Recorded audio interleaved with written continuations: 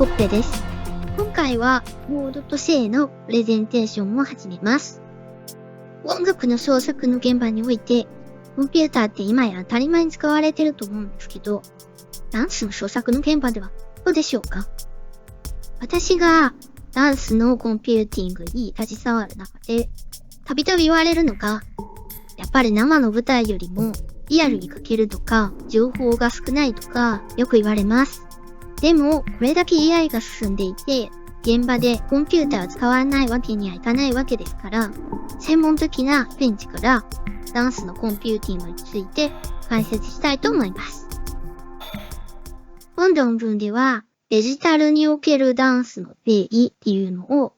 動きの中に生を読み解く、生命を感じるっていうところに見ていきたいと思います。これは、アニメーションっていう言葉が、もともと生命を吹き込むとか、魂を吹き込むといった意味があることから、生を感じるっていうことをテーマにしたいと思います。もともとはね、20世紀初頭にアニメーターたちが絵に生命を吹き込むのに注意したんですよ。今ではね、あまりそんな風には思ってる人いないと思うけど、ぬるぬる動くとかそういう言い方ですよね。でも、ここでは、ダンスっていうのは、生命を共感するっていうところに注目して、生を感じるは何ぞやっていうのを考えていきたいと思います。コンピューターの中で動きを考えるっていうのは、特にシミュレーターっていうのがコンピューター得意ですよね。物理シミュレーションとかいろいろあると思うんですけども、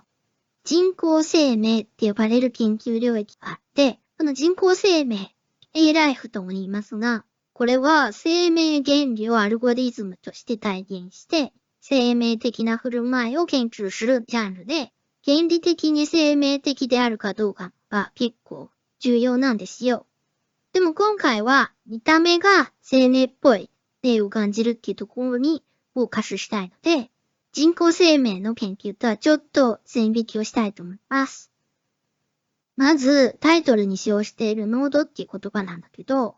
モーションキャプチャーの技術で身体を構成する関節の系のところをノードって呼びます。すり目とか集合点とかそういう意味なんですけど、もともとはネットワーク用語で端末とか携帯とか PC とかプリンターとかああいった端末のことをノードって言って、これらがみんなネットワークで繋がってるじゃないですか。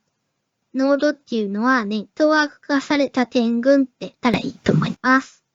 起源をたどると、運動の研究っていうのは18世紀末の写真の発明からだんだん技術が発展して、連続写真が発明されて、初めて運動の研究って、マイブリッジさんとかマレーさんによって開拓されたんです。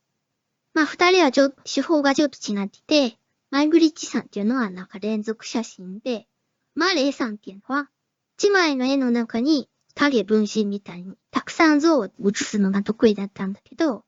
マレーさんはマイブリッジさんとちょっと違っていたの。背景を黒くして動く対象、人物とか黒い布で覆っちゃって、動いてる部分に白い点とか線とかをつけて、動きだけを抽出しようとしたんだよね。モーションキャプチャーってこんな感じだよね。だから、これがやっぱりモーションキャプチャーの起源って言えるんだよね。次に、私が作った動画を見てください。これは何かから抽出したんですけども、あるかな？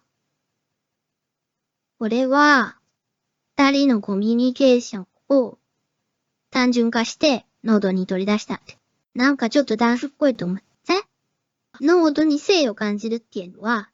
ぱりノード同士の関係性が見えてきたり、関係性の裏に意図が見えたりすると、ダンスっぽいと思うんですよ。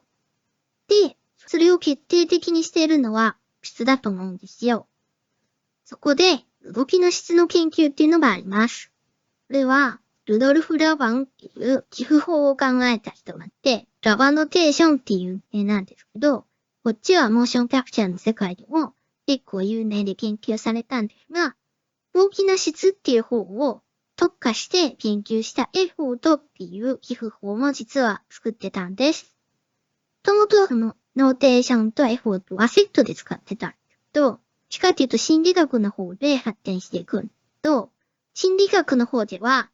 喜怒哀楽っていうのを研究する上で、エフォートを活用したんですね。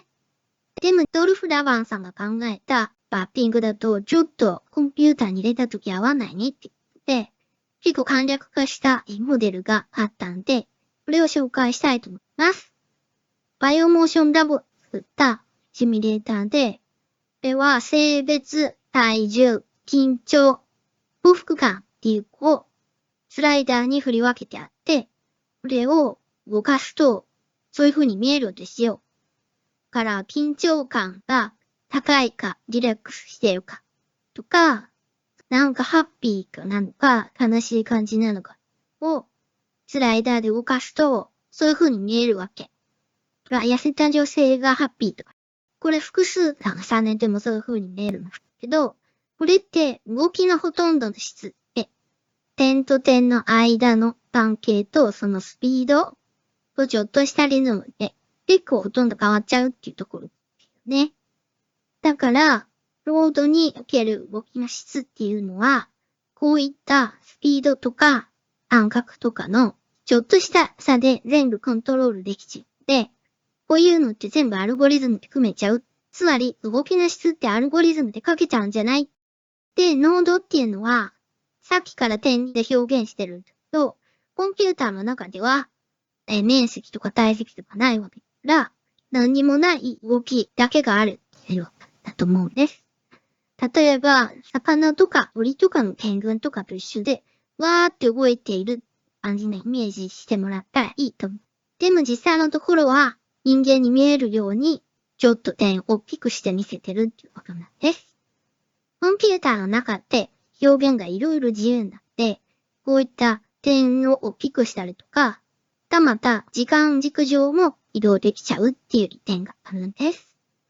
ちょっと芸術の理論のちょっとだけ解説します。芸術の概念としては、線っていうのが結構考えられてきて、やっぱり綺麗なものって、フォルムっていうように線の美学でできてるんですよ。抽象表現主義知ってます？具体的なものをあんまり描かないっていうジャンルなんだけど、カンデンスキーっていう人がとっても有名なんですが、カンデンスキーさんはやっぱりこれまでの美学を打ち破るために、線より前に点があるじゃないかってことで、点について結構厳密に考察してるんですよ。例えば、線っていうのは、点の軌跡であるとか、点の集合であるとか、点は心の中にあって、実際には表現できないとか、そういうことを言っています。それを絵画として表現するには、地層平面っていう面を用意しておいて、それに点とか線をプロットしていくんだよっていうふうに言っています。これって結構コンピューターっぽい話で、コンピューターの中では点って面積とかないんだけども、そういう表現するパレットみたいなものを用意しておいて、そこにプロットしていくっていうのは、コンピューターグラフィックスに似た考えなんですよね。ここからは事例を見ていきたいと思います。ダンスのアルゴリズムっていうことで言うと、60年代のアメリカのポストモダンダンスっていうジャンルで、ジャドソンチャーチグループっていうのがあるんだけど、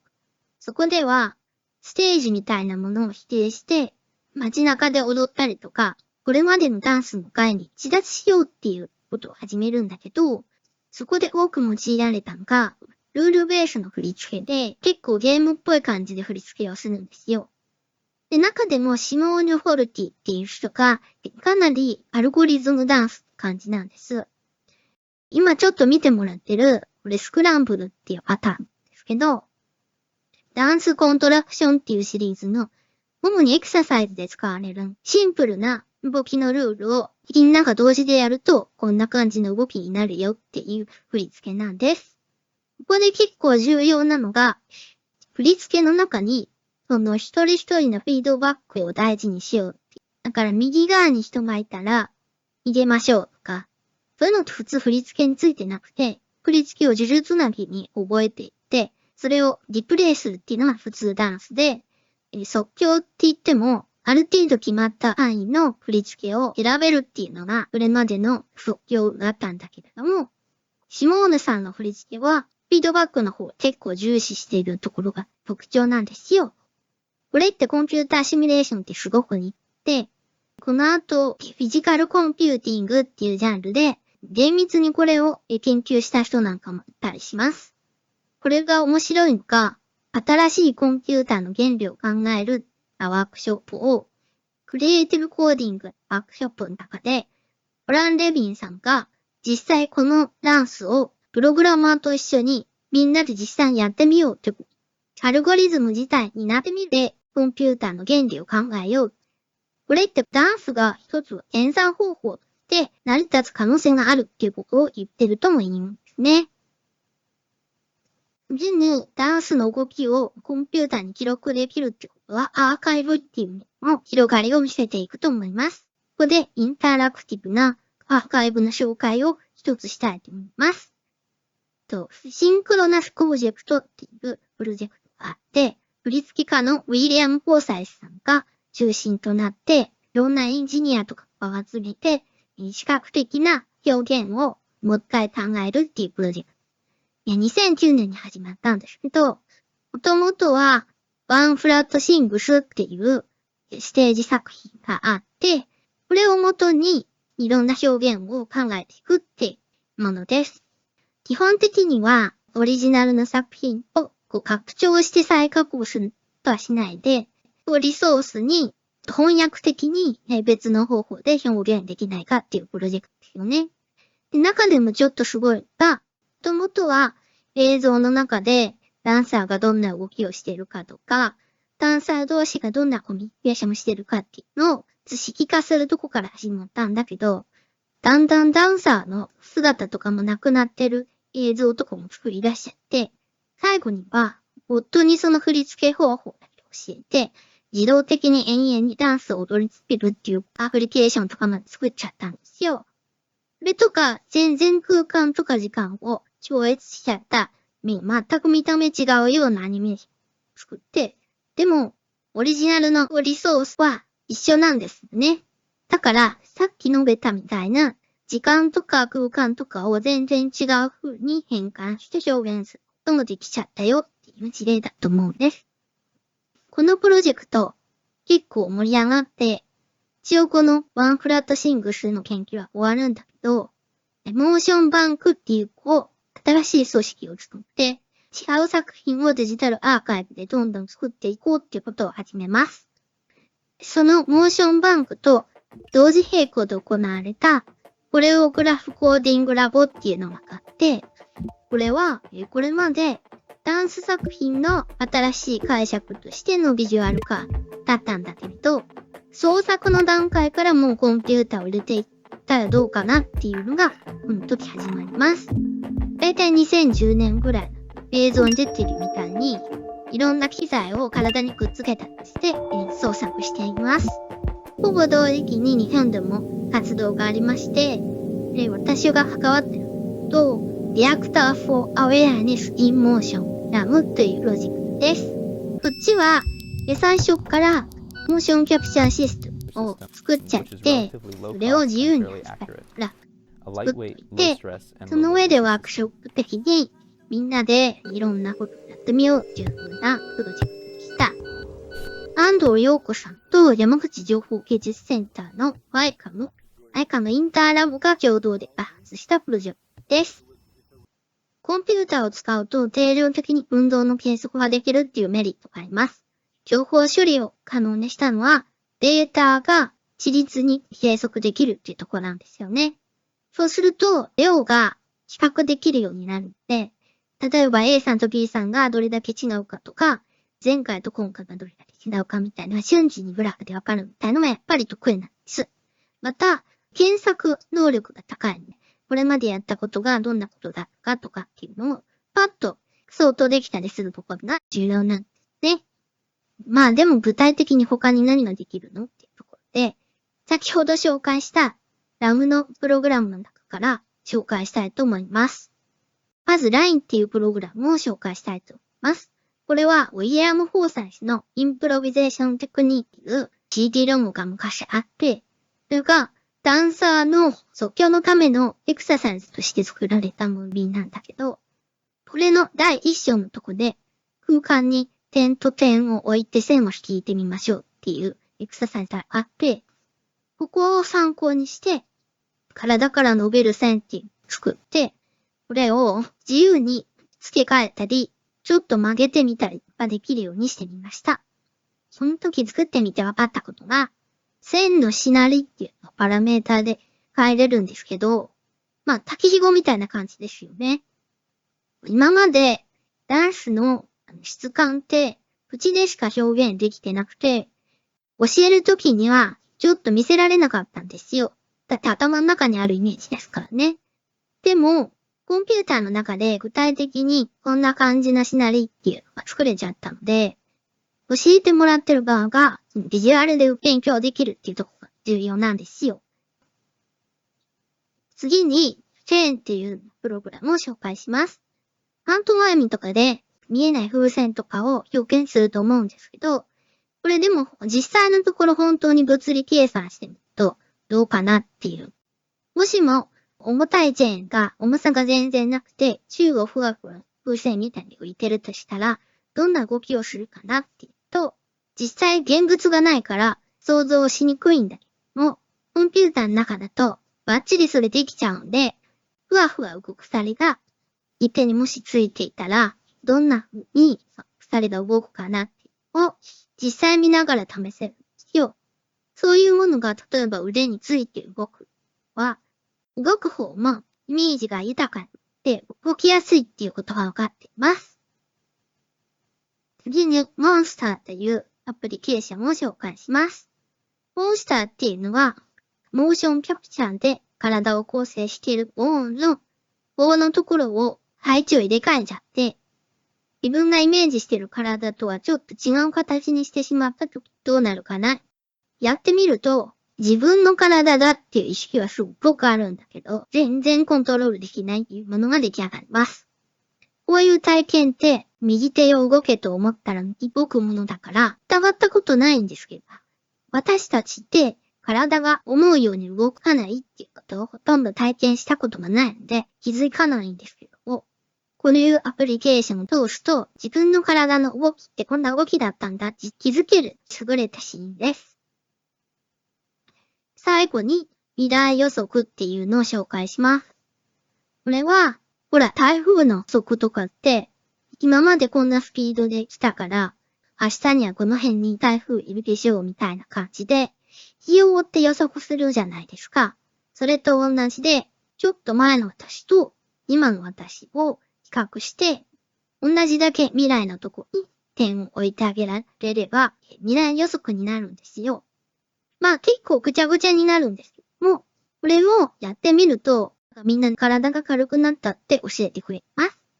これって、コンピューター遅くなった時、マウスの反応が遅くなるとなんか重いっていう感じの逆で、未来をちょっと予測して、自分の体を置いてあげると、体が軽くなったと思う。ちょっと軽くなっただけでパフォーマンスめちゃくちゃ上がるんですよ。実際に、やった人の動きを外から見てみると、普段よりちょっと大きく動いていたりして、明らかに動きに影響があるっていうのが分かっています。こんな感じで、ノードに変換して、フィードバックするだけでも、効果が起きることが分かっていて、こういったことが、もっと活用されていったらいいんじゃないかなと思います。本論文では、動きの中に性を読み取る思考というのを、ノードという概念を論理して、点群ネットワークの役割を多角的に考察してみたんだけれども、これはダンスの運動に対する計算論的アプローチでもあって、これらの理解をもっとアップデートできるなと思って紹介しました。実際的な問題として抽象的にモードとして同点を取り出したときに本当に正のデータがそこに含まれているかという問題はまだまだ未開拓のこともたくさんあります。最終的にはダンスの本質っていうのは正をみんなで共感するっていうところにあると思うので、このところを忘れないようにいろいろなクリエーションを行うといいと思います。これで論文発表を終わりたいと思います。